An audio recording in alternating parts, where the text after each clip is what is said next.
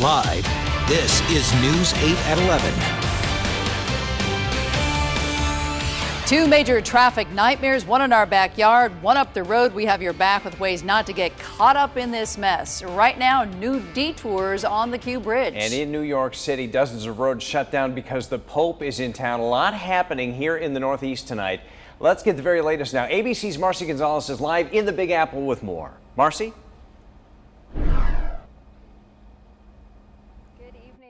NYPD calls this their biggest security operation ever, keeping the Pope safe here on his second stop of his first trip ever to the United States. A true New York welcome for Pope Francis. Thousands of people lining Fifth Avenue to catch a glimpse. I feel that he's all about love and understanding and tolerance. The humble leader of the Catholic Church and champion for the poor, making his way up one of the world's ritziest streets to this Manhattan landmark. Papa Francesco, welcome to St. Patrick's Cathedral.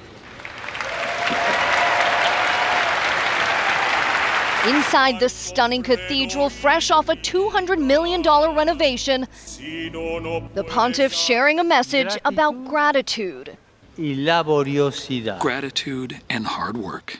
These are two pillars of the spiritual life.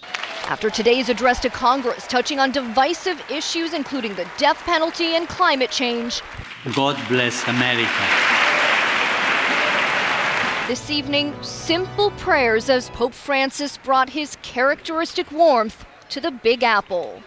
Once you entered those famous doors on Fifth Avenue, you became an official New Yorker. And tomorrow will be another very full day, starting with the Pope addressing the UN General Assembly. Live in New York, Marcy Gonzalez, ABC News. Now back to you. All right, thanks so much. And coming up at 11, we have your back with what you expect if you're headed to the city and tips how to avoid that traffic nightmare. From the air to the roads, we'll tell you how you can get around this. That's coming up in 10 minutes. All right, that's not the only traffic mess either happening now. The traffic nightmare developing in New Haven for the coming weekend. Lane shifts on the Pearl Harbor Memorial Bridge are starting tonight, and as you can imagine, they will create some delays as we head into the weekend. News 8's Josh Scheinblum joins us live now near the Q Bridge in New Haven tonight with more on how this move might impact businesses in that area. Josh? Darren, over the weekend, a celebration was held to mark the grand opening of the Pearl Harbor Memorial Bridge. That was largely ceremonial, if you can't tell. We're coming to you live right now over from Woodward Avenue, where they have had detours put in place as well as blockades set up. There's no shortage of cars on New Haven city streets, but in the coming days, there'll be less places for them to go. It's amazing how they're going to do this, and I'll be glad when it's over, though. Thursday evening, several roads were closed near where crews are putting the finishing touches on the Q Bridge. Ones like you see here along Woodward Avenue will have detours through Monday. There's signs to alert people of alternative routes, but some say they plan moving forward to avoid the area altogether. It's going to be difficult. It's going to be a mess. You might think congestion would be a source of frustration for all those who live and work in the neighborhood. However, some like Ed Chase, who manages Discount Liquor, a company only feet from Interstate 95, has an optimistic outlook. If you're here in the morning and there's a jam up on that bridge, this traffic will be backed up. So now they're looking, so if it's on the way home, say coming south on 95, they're going to get off here. John Frisco, who owns Frisco's Pizza next door, agrees. He's been at this location for nearly 4 years and thinks if people are forced to drive by his restaurant, it might help him grow his brand. That'd be good for business. A lot more traffic is going to come by this way. If I need to send a girl by the street passing out menus. Happy as John may be, all agree the day the bridge officially opens will benefit motorists and businesses alike. It's going to be less traffic and save time, and more commuters can go. Now, to see all the roads that will be impacted in the coming days, we've placed a link on our website where you can find that out. That's at WTNH.com. For now, we're live in New Haven. Josh Scheinblum, News 8. All right, Josh, thanks very much. Here's that website Josh talking about, our homepage here, and you can find all that. If you click on Josh's story, it's right here tonight. Click on that. All the information about what's happening on the roads will pop right up there on your screen. and back to you. New tonight, 5 people have now tested positive for West Nile in the state. 4 people in Bridgeport, 1 in Shelton have been treated. 4 were hospitalized, all 5 recovering. West Nile virus has turned up in 23 towns and cities so far this year. 6 people were infected with West Nile last year.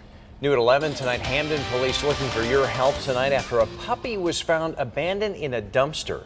He was found by a restaurant worker on Dixwell Avenue. There he is right there while she was taking out the trash. That brown Staffordshire Terrier was taken to the North Haven Animal Shelter. Take a look at that face. If you recognize that dog, you're asked to call animal control. In Torrington, a man and his stepdaughter are facing charges tonight, accused of shutting 3 kids in the trunk of their car and then driving from Torrington to Waterbury. Police arrested 34-year-old David Harvey and 20-year-old Adriana Norden. They say they had 3 other adults in the car and no room for the kids, so they stuffed the kids in the trunk. Someone at a gas station saw what was going on and called police. The 2 10-year-olds and the 8-year-old in the trunk were not hurt.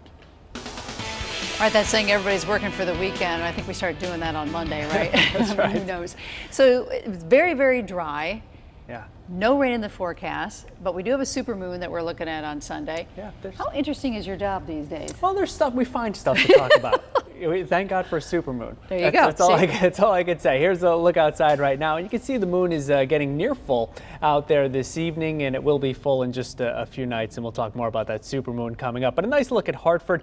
Talking about that dry weather, the moderate drought has been expanded now to 2/3 of the state, which is in a moderate drought. We've been in a moderate drought, though, before. As recently as a year ago, half the state was in a moderate drought. So it has been very dry around here. Not a real severe situation for us, but definitely something to keep an eye on. Hopefully this dry pattern will not last for too much longer. Temperatures right now ranging from the mid-50s to the upper 60s. Still 69 degrees in Milford, Brantford 66. 62 right now Durham, West Hartford at 66 degrees. A few spots though are slipping into the upper 50s. Skies are mainly clear. Some clouds to our north, clouds to our south. We're stuck in the middle, though, with some pretty decent weather, at least through the overnight and tomorrow morning. 63 at the shoreline, 60 inland at 9 o'clock in the morning, then up into the upper 60s by noontime. It won't be as warm tomorrow afternoon, not by a long shot. Cooler weather over the weekend. We'll talk more about that supermoon, and I'll let you know if there's any of that much-needed rain in the 8-day forecast coming up in a few. Fred, thanks. Pope Francis expected to cause some traffic nightmares tomorrow in New York City. Here's Bob. Yeah, he's got Shepherd 1, he's got the Pope Mobile, he's even got a Pope Fiat, and he's causing Pope gridlock. We'll tell you how some people are trying to get around it here in Hartford. The casino fight continues between Connecticut and Massachusetts. Tonight, what our state's attorney general has to say about it. Also, 4 are dead, more than a dozen hurt after a tour bus crash in Seattle. We'll hear from eyewitnesses when we come back here in less than 2 minutes.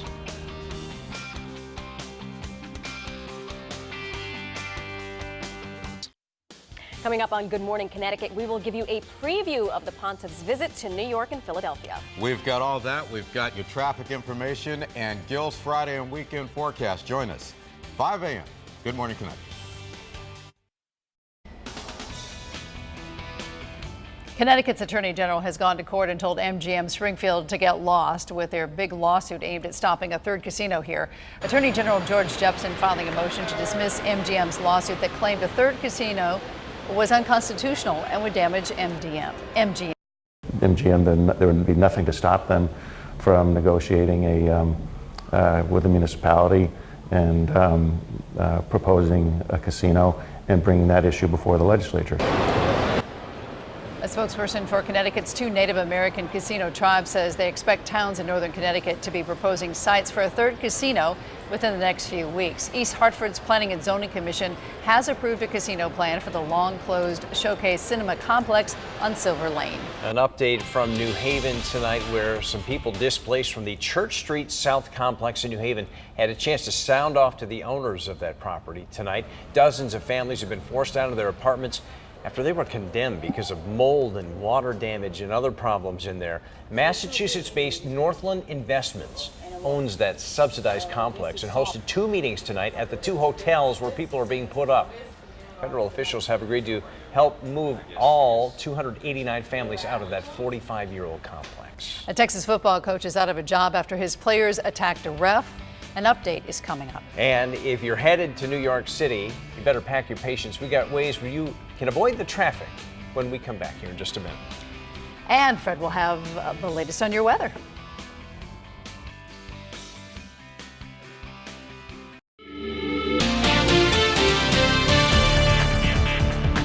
Thousands of people lined Fifth Avenue in New York earlier today to see Pope Francis. What a crowd it was. There was wall-to-wall security. And as you can imagine, if you work or live in New York City, the roads are going to be a nightmare the next couple of days. Here's a look at some of the street closures because of the Pope's visit. All those areas in red right there.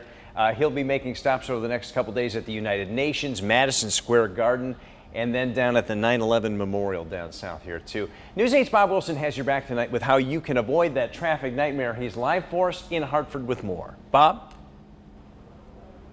Yeah, we're here at the bus station, the train station here, where people have been climbing on mass transportation, getting down there any way they can, because, you know, the Pope's got Shepherd 1, he's got the Fiat, he's got the Pope Mobile, and as soon as he comes to town in New York City, it is Pope gridlock, and people are trying to get around it. A father handing a son a crucifix for the bus journey into the city. The faithful gathering at the Hartford bus station, starting their pilgrimage that should take only 2 hours. But with the papal gridlock, The buses are going to have to sit and go through traffic. I mean, you could be sit for hours. You're talking getting 10 blocks in 2 hours. the taxi stand in front of the Hartford bus terminal empty. Well, almost empty. Used to be busy here for the taxi line up, but today by myself. So I think everybody go down New York. A lot of taxis going down to New York. A lot of taxi, lot of them. Metro North is ramping up their schedule for the Pope's visit. Trains will start at 4:05 a.m. and then will be running about every 30 minutes. And at Fairfield, they will add an 11 a.m. The 6:30 a.m. will be canceled and the 6:20 a.m. will be added instead, express from Stanford. It's a lot to take in. If you want, you can go to WTNH.com and we'll have it posted on the website. Now, even with all the added trains, that just means more people, more congestion, and once you get off the train, more fighting traffic and pedestrian traffic as well. One man suggested taking a bike on the train. He says he's even going to bring his walking shoes because at the end of the day, gridlock is gridlock. Stop and go, basically stop. So, yeah, your best bet is just to walk. Get as close as where you need to be and walk. And from New York, the Pope goes on to Philadelphia, where there'll be more gridlock there, but that's just because the faithful are following. I'm Bob Wilson, reporting live in Hartford, News 8. All right, Bob, thanks. Tonight, the Pope is resting up for his busy schedule tomorrow. He will address the UN General Assembly and give a service at the 9/11 Memorial and Museum tomorrow. Then he'll also visit a school in Harlem, have a procession through Central Park, and will finish out his night by holding Mass at Madison Square Garden. Stay with News 8 on air and online. We will have continuing coverage of the Pope's historic visit. You can always check out our website at WTNH.com. We've got pictures, train schedules, and everything you need to know. Developing from Seattle tonight, a crash between a tourist duck boat and a bus has left at least 4 dead, 12 critically injured. The entire side of the charter bus was ripped apart. Some 50 passengers were trapped. Firefighters had to crawl through carnage to save them. Emergency crews had to carefully pull them out one by one from the twisted metal and hanging wires. We veered out of control and then we hit this bus here and just spinning around. All of a sudden the duck bus just swerved across our lane, so I got out of my car and there were just bodies just everywhere. People just came through the front windshield of the bus. 45 students and staff from North Seattle College's international program were on board the charter bus, and the NTSB is now looking into the duck bus's history. Also developing tonight, a stampede overseas. Nearly 1,000 people killed. 2 Americans are among those hurt today during the Hajj pilgrimage in Saudi Arabia. At least 717 people died outside the holy city of Mecca. Another 800 hurt. 2 million were in attendance there. It is the deadliest incident at this religious ceremony in more than a quarter century. It was something out of a horror movie, you know, and we came for Hajj. We never expected this to happen. It was described just as a sudden crush of people. It was just 2 weeks ago a crane collapse at Mecca's Grand Mosque, killing more than 100 travelers. At least 6 townhouses have been destroyed in an explosion and fire in Maryland. Officials are blaming this on a gas leak. It's the second disaster this week. Neighbors say they smelled gas, called for help. A gas company inspector immediately told everybody to get out, but it was too close to the home during the blast and was burned and banged up. He will be okay. On Monday, a home in Texas exploded, injuring 2. A baby boy has died near Cleveland, Ohio after he was left alone in a car for 10 hours. Police say the boy's father was using his grandmother's SUV and forgot the baby was in the car. He was strapped all the way in the back in the third row. His grandmother drove to Walmart and started her shift, not realizing the child was there. Police don't suspect any kind of foul play. We got an update from Texas tonight where the assistant football coach who allegedly ordered 2 players to tackle a referee earlier this month is no longer an employee of that school district. Coach Mac Breed resigned from John Jay High School in San Antonio today. It all started with an incident when 2 of his players blindsided a ref during a game. The whole thing was caught on camera. You probably have seen this on the internet. Today, the head coach says he's at fault too. I take ownership in this as well, as being the leader. But at the same time, I feel like this is not reflective of the program or the coach that I am or the coaches that we have on our staff or the kids in within our school, our community, within our program. The 2 teenagers who dished out that cheap shot said the coach told them to do it because the ref was using racial slurs. The referee denies those allegations. At least 6 commercial pilots have filed complaints with the FAA after being blinded by bright lights coming from the 49ers Levi's Stadium in Santa Clara, California. They call it a safety hazard. Last year, the FAA issued a safety alert bulletin for pilots about the lights at that stadium. FAA officials say the scoreboard is brighter than usual. The team says they're not aware of any incidents. All right, Storm Team 8 senior meteorologist Fred Campagna is here with your forecast. And we've been loving this weather. It's a guilty pleasure. Yeah. I know we need the rain, but man, it's been beautiful day after day after day. It's been quite a stretch, quiet weather pattern, but I actually have a lot to talk about here in the next couple of minutes. So let's get right to it with the live look at New Haven. And there you see the Cube Bridge, and it looks like traffic might be a little slow already, and that's probably going to be a problem all weekend long. All right, let's start things out with a look at the drought monitor. And a good chunk of the state now is in a moderate drought. 64% of it, this drought has been expanded inland today. Northern part of the state still just abnormally dry. The moderate drought with about 80% of the normal precipitation since June 1st for the shoreline and eastern Connecticut. So hopefully we'll get some rain to get rid of the drought conditions here in the next several weeks, but it will take several weeks, maybe even a couple of months to pull out of that moderate drought. And that is if we get into a wetter weather pattern, but it's not in the near term, that's for sure. Temperature 60 right now for Windsor Locks, down to 60 in Meriden, 60 as well for Torrington, still 70 for Bridgeport. A lot of places though are in the low 60s. Chester right now 61, same deal for New London. Skies are mainly clear at this point, clouds off to our south, wider view, and you can see that there's plenty of rain over the mid-Atlantic and the southeast. This storm system will tend to drift to the north late in the weekend and early next week. It probably will not come close enough to bring us any rain, but it will likely come close enough to bring us some clouds on Sunday evening. More on that in just a minute. First, though, as we go hour by hour, Friday morning at 8, temperatures climbing right through the 50s and up into the 60s by about 9 in the morning. Midday, temperatures will be in the upper 60s to low 70s. Mid-afternoon, low 70s in many spots with a blend of clouds and sunshine out there tomorrow afternoon. Clearing skies tomorrow night, low to mid 40s inland for low temperatures on early Saturday morning and mid to upper 40s at the shoreline. Saturday afternoon, we'll see a lot of sunshine. Should be a nice day, not a real warm day. The high temperature will be near 70 degrees. So tomorrow, look for sunshine in the morning, then some clouds tending to build up during the afternoon. We saw that trend during the day today. Shoreline about 73, inland around 72 degrees. What about the fall foliage? Might be thinking about taking a ride this weekend to check it out. Well, just a little splash of color here and there in the highest terrain of New York and northern New England at this point. Not much change at all in the foliage as you get through southern New England and even into parts of northern New England. So still a little ways away from peak foliage anywhere. Now to that supermoon eclipse on Sunday evening. It starts at 9:07. It ends at 12:27. The total eclipse will be happening from 10:11 until 11:23. So it's early enough in the evening that the kids could get a look at it. And there hasn't been one since 1982, a supermoon eclipse that is. The next one's not until 2033. The forecast is for partly to mostly cloudy skies, so hopefully it'll be more partly cloudy than mostly cloudy on Sunday evening. Quiet weather into early next week. Temperatures in the mid-70s Monday through Wednesday, then cooling down. Inland 8-day forecast, 40s for lows over the weekend, and then a warm up early next week with the temperature close to 80 degrees by Wednesday. Anytime you want to get the latest on the forecast, you can get it on the WX Edge app, which is a free download for both Android and Apple devices. All righty then. Thank you so much. Thanks, Fred. September is National Child Passenger Safety Seat Month, and AAA is stressing the importance of car seat safety. Car seats, like food, have expiration dates. They should be thrown out if they are 6 years or older. Heat and cold can break down plastic, and the technology is constantly improving to keep your kids safe. You choose. Is your child's life worth $300? In my case, I'd say yes.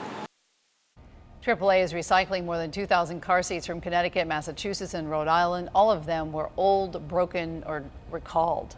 New poll numbers tonight in the race for the White House, one showing Republican candidate Carly Fiorina closing in now on Donald Trump. Tonight, Fiorina is in second place in New Hampshire, just behind her Marco Rubio, who's also been taking aim at Trump lately. All week long, Donald Trump's been ripping into his competition. Today, he fended off some new accusations of sexism after some comments about Hillary Clinton. Hillary, who's become very shrill, you know the word shrill? She's become shrill. The word shrill doesn't apply to women exclusively. She's gotten very loud, she's gotten very boisterous, and that can happen to men too. Marco Rubio also taking some shots at Trump, calling him insecure and touchy. All right, Noah's here. He's a little touchy. He's a little, but he's very secure. Look at how secure he is. Oh, I think I'm more insecure than touchy. Really? I do. Let's touch him and find out. But I'm not. Coming up next in sports, we have a whole lot of football for you. The Giants are playing right now. High school, too, right? We have a ton on Friday, but we have a little hors d'oeuvre for you coming up tonight with Hill House playing.